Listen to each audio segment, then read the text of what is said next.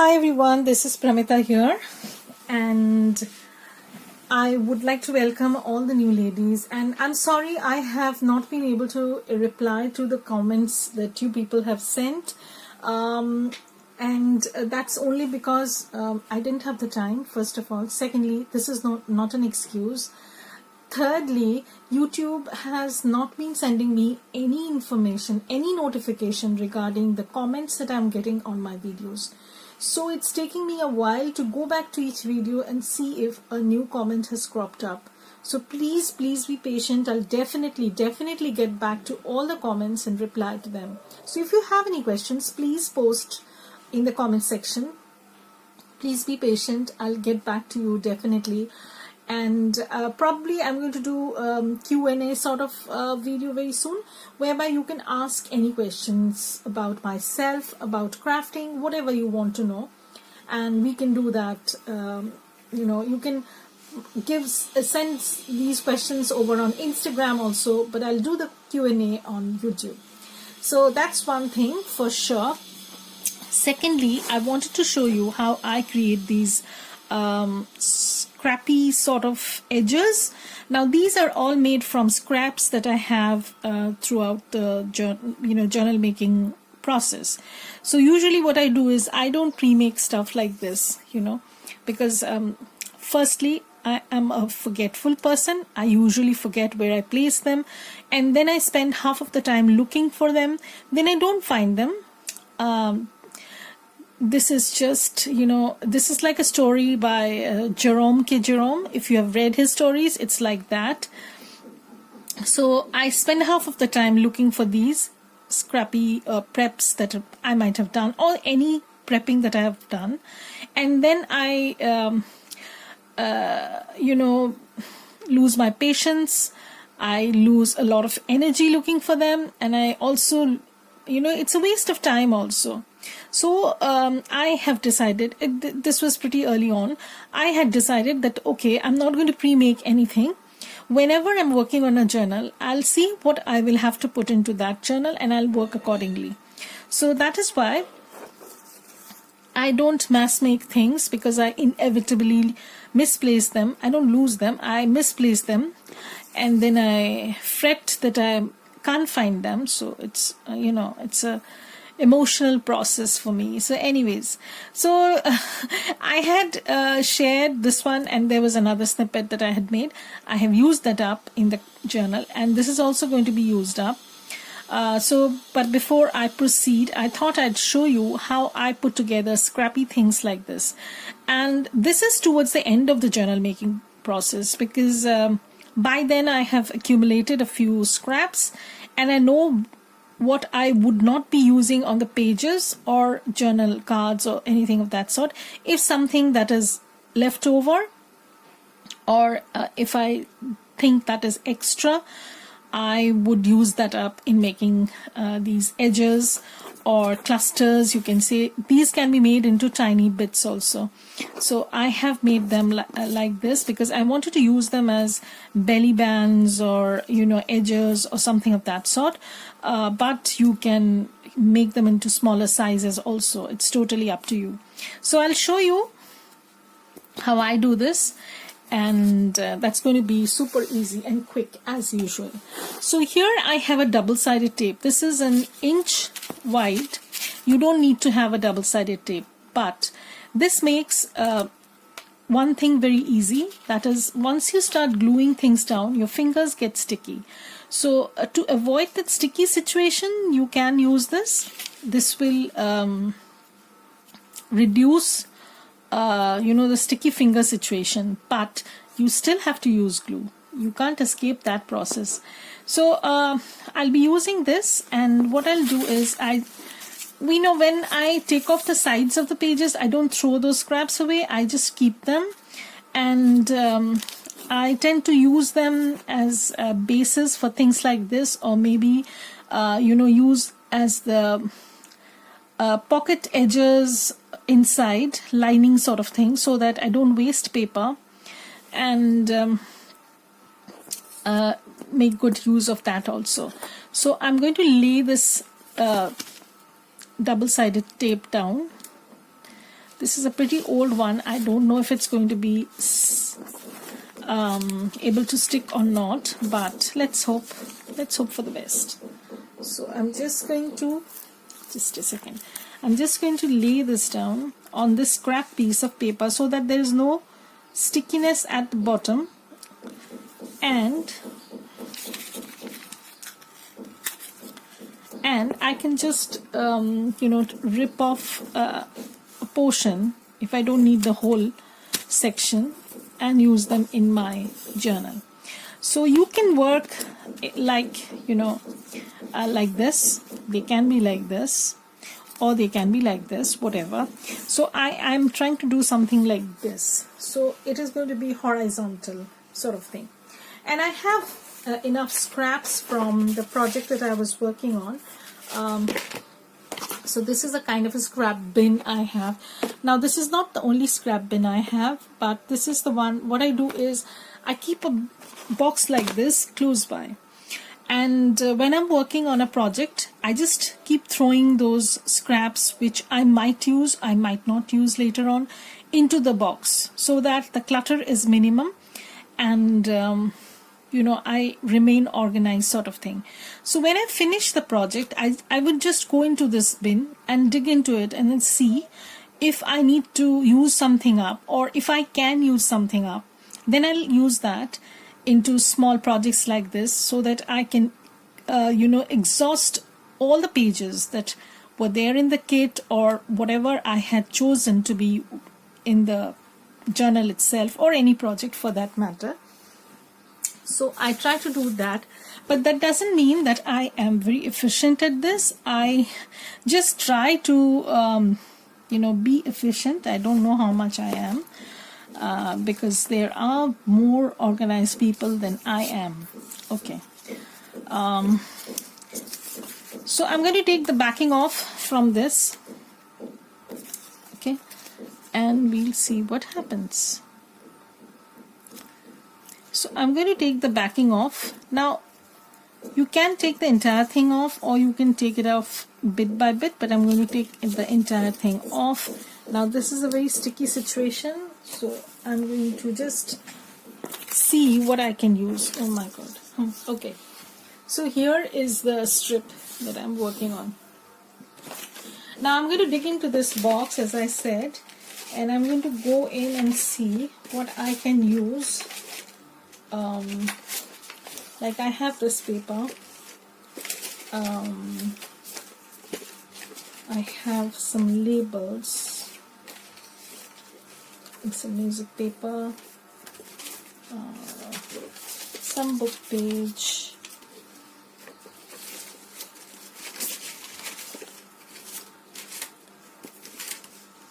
okay, and of course some Edith Holden pages, some words. And you can use lace trims and scraps that you have also. So I'm going to start using these up and see how it goes. So as I said, I'm going to do this longitudinally this time, horizontally this time. Sorry. So this was like a page edger. You can do it this way also. So the first thing I'm going to do is I'm going to lay down a base paper. I'm taking some book page. So how are you ladies doing? I am super busy and I had to take my husband to the hospital. He has some problem in his eyes, so that needs to be sorted out. And visiting a hospital these days is really frightful, and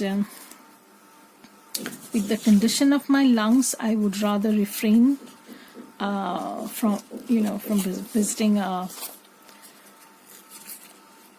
hospital. But sometimes you have to do what you have to do. There's no choice. So I have these, and I'm going to show you. So I have my ink tool. Just a second. I just returned from with my husband. He was supposed to have some tests done, so we were there at a hospital. We did some tests because he has to undergo some sort of a treatment. Anyways, so I'm going to lay this down. So as you can see, I'm not gluing anything right away. I'm just creating a base, and then probably I'm going to glue later on. So I'm also going to use some images that I had from the kit.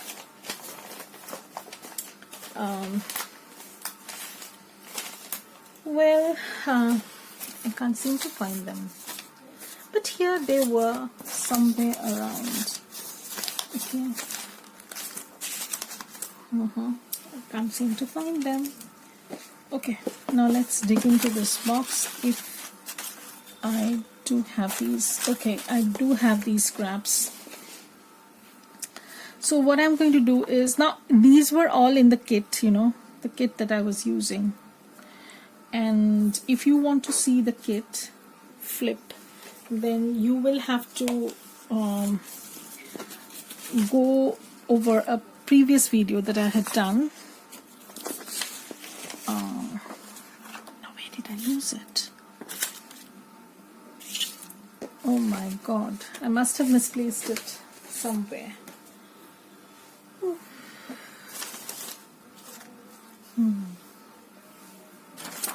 This is horrible. So bear with me, guys. I seem to have misplaced the strip itself. Oh my god, this is hilarious. I can't seem to find it.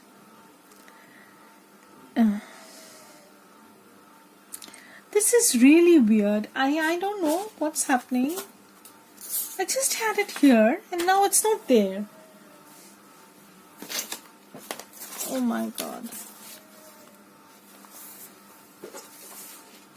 Okay, here it is. Just look at this.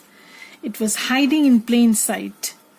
So here I have these. Now the thing is that I need to use some images. Now this is a paper that I had in the kit, you know, the garden journal kit that I was working. And what I did was I did a flip through. So if you're interested, please go and check that video out. I'll put the link in the description box.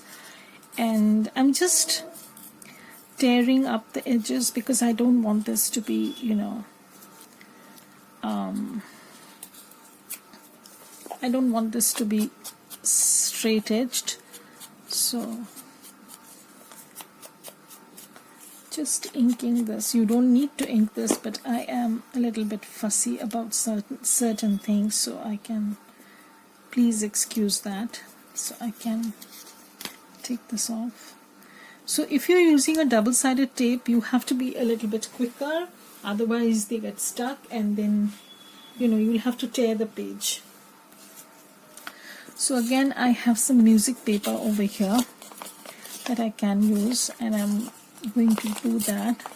And these are all dyed papers. I did some alcohol ink dyeing, and then I had tea dyed them. We went through a lot of process, and then I wanted to use them somewhere. So I'm just going to tear this. I'm not inking everything up, as you can see, and I will be using some other elements from here and there, and I'll share what I'm using so you don't have to fret. So I'll probably be using these. These are from Miss Tracy Fox. These are rather random mix labels. So if you want, you can check that. So this is the name of the kit. Okay, and I think it has 2 or 3 pages, but they are pretty useful. So this is this, and this is another scrap I have. This is from Allure Books Crafts. So she has very good collage sheets, and Cheryl, if you're watching, I love your kits. She has these gorgeous collage sheets, you know, and you can use them in so many ways. These were a very long had bought them way back. So I have this glue close by. I'm going to use this. So as you can see, I'm just not very fussy because probably I'm going to move them about a little bit, but I'm not sure right away. So once I'm sure, I'm just going to lay these down. And I have some bits and pieces of laces also, as you can see, just to add some texture. So if you want, you can add some texture right away. So probably I'm going to add something like this. I hope you can see it. So I'm going to add something like this, something dangly sort of thing. So I'm going to add this. I'm not going to use this. Okay. So there you have. And I'm going to put a label over here. So why I'm doing this, I'll tell you. Sorry. Because if you want, you can snip this off into 2 sections. I'll tell you how. Okay.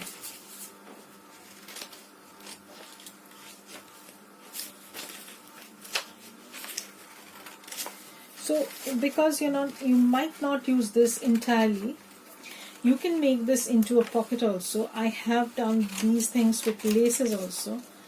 And if somebody had asked me, Sabrina had asked me about how I got the cracked mirror image of the journals.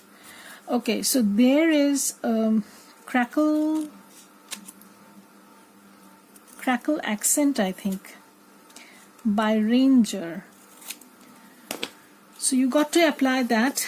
That is a transparent sort of thing. So I want to put some sort of a cheesecloth kind of thing. So I'll just tear this. I don't need this much, obviously. So I'm going to tear this. This is all. And I'm going to just dab this.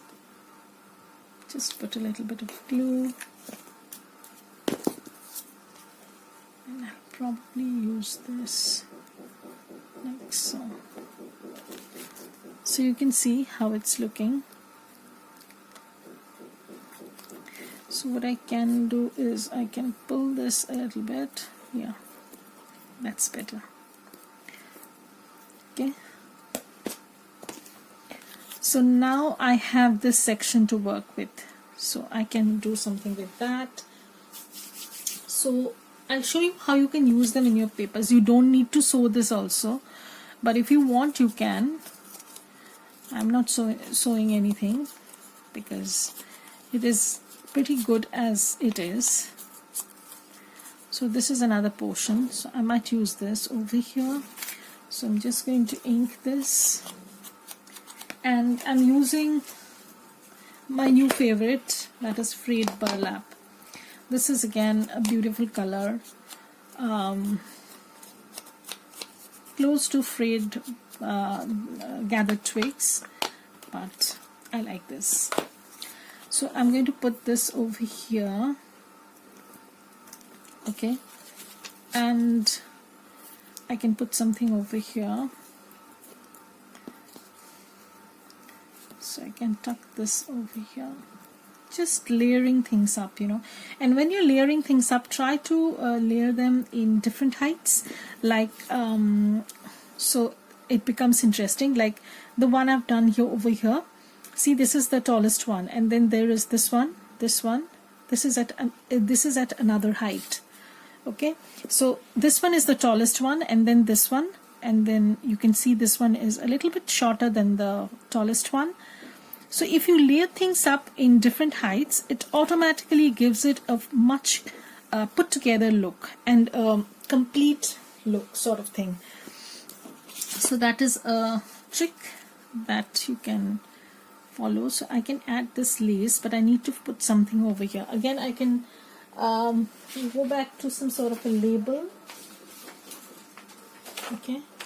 So I can use this label. This is from Design Box. This is not from Miss Tracy Fox. So I love these red borders, and I think I'm going to use this word royal.